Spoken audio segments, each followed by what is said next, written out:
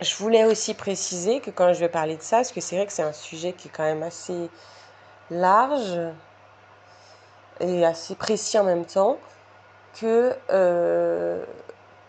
je parle de la danse, mais cela vaut quand même pour tous les arts, parce que pour moi, dans ma définition des choses, l'art, la peinture, le chant et la dramaturgie sont de la danse ou peuvent être vus comme de la danse.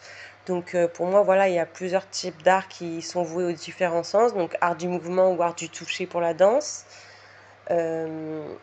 art visuel pour la peinture, art du discours, de la parole pour la dramaturgie, et art du son pour la musique, les instruments de musique, voire le chant. Mais que l'art suprême est la danse, parce qu'en fait, ils les combinent tous, et qu'ils parlent, quand on parle de danse, on peut inclure tous les autres arts. Alors que c'est vrai que quand on parle du chant, on peut pas, ça marche pas pour la danse tout le temps. Donc voilà pourquoi aussi je parle de la danse, parce que je sais que ça va faire aussi aider tous les artistes qui proposent et qui essayent des autres arts, n'importe lesquels, parce que je peux aussi en oublier, je connais pas tout. Et par rapport aussi aux artisans, parce que l'artisanat donc ne fait pas partie directement de l'art. Par exemple, le design en fait partie, mais l'artisanat, bah, c'est l'artisé en fait. Donc c'est le tissage des différents arts qui a donné l'artisanat. Donc qui peut aussi, voilà, ça peut aussi très bien être parlant pour ces codes métiers. Donc quand je me suis intéressée au Rasa Bhava, voilà, je suis tombée sur, peut-être si vous avez regardé, je pense la même chose, les 9 Rasa. Donc les 9 expressions de l'âme que l'on peut expérimenter avec le visage. Donc ça veut dire en fait des mimes, une sorte de mime gestuelle du visage, avec la joie, la compassion, l'humour, la peur, que l'on peut faire avec le visage et avec les yeux, et qui va donner, par exemple, au public bah, une empreinte. Et donc je trouve que c'est intéressant, mais je pense qu'on est complètement hors sujet. Parce qu'en fait, d'après moi, en fait, les niveaux d'expression du visage qui sont utilisés par les danseurs et qui sont extrêmement intéressants et extrêmement difficiles à réaliser font encore partie du yoga et du hatha yoga, peut-être étant la dernière essence de celui-ci.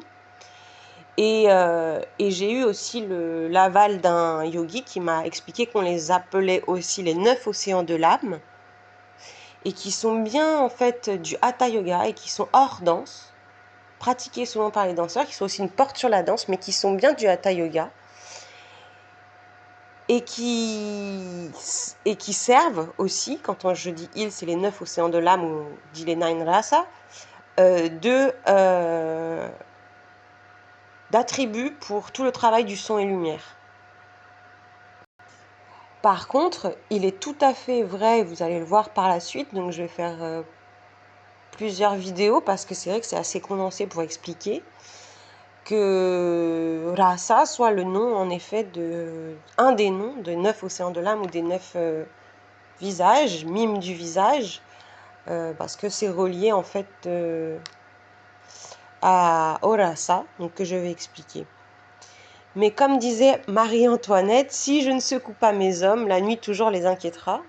Alors du coup, moi j'ai voulu vous secouer un peu, parce que j'ai senti quand même que dans cette censure du Rasa Bhava, il y avait quand même en fait quelque chose qu'on voulait cacher, et qu'on resservait un petit peu le même plat, vous voyez, de tout le temps les 9 rasa, avec des mots, des grands mots aussi d'ailleurs, alors qu'ils sont beaux, hein, love, compassion, des fois on a aussi, il y en a qui, en plus ils changent, souvent c'est pas tout le temps les mêmes, on a aussi la haine, etc. Mais je trouve du coup qu'ils font preuve de sensationnalisme, et en fait qui évitent la question de ce que c'est le rasa bhava. Et quand on voit tous les trucages qu'il y a eu au niveau numérique de l'art, bah, en Occident comme en Orient, je pense qu'il y a quelque chose à clarifier. Et je parlais aussi une fois à des artistes de Kathakali, donc qui sont des artistes immenses et qui d'ailleurs me disaient que ils avaient des danses tellement puissantes que ils sont beaucoup d'hommes à les pratiquer parce qu'ils ont toujours peur que leur femme se fasse manger par des démons pendant qu'ils dansent. Et donc du coup ils refusent. Et par contre ils portent leurs vêtements en dessous pour qu'elles puissent participer à la cérémonie. Donc, vous pouvez aller voir Kathakali. Mais en fait ce sont des danseurs qui sont vraiment expérimentés et qui gèrent aussi les rites. Et qui s'intéresse un petit peu comme, je sais pas, un musulman voudrait comprendre son Coran parfaitement, il s'intéresse au rasa baba, et à chaque fois on leur sort la soupe à la grimace des 9 rasa ou des 9 expressions du visage, sauf que je pense que ça fait peut-être pour quelques-uns 50 années qu'ils ont déjà l'initiation de ces 9 visages, vu ce qu'ils arrivent à faire sur scène.